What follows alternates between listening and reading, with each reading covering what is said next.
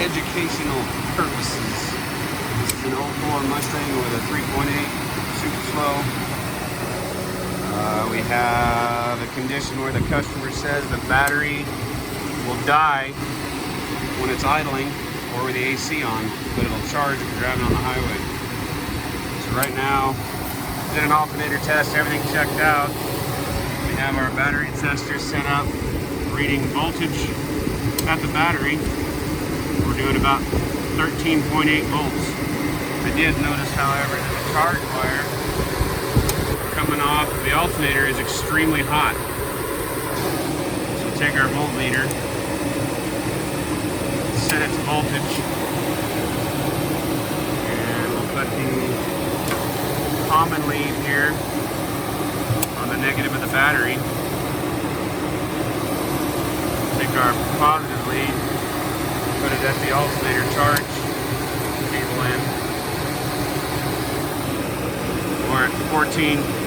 With the battery, we're at 13.8. We can verify that by doing that here.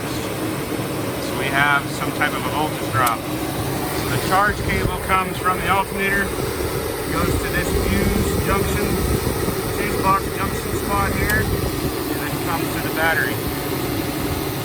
We'll do a voltage drop test.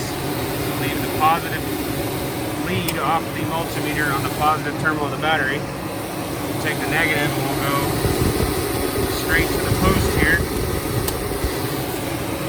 We got nothing. Now that tells us that the wire from here to the post isn't using any voltage. This is a voltage drop test. So we can take this lead off of the positive of the battery, come over, the lead's coming off the alternator. We are now voltage dropping that wire to the fuse box. 0.8 volts.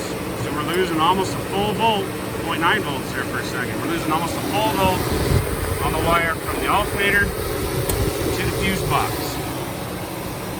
Causing our issue, causing this wire to get hot. Resistance causes heat.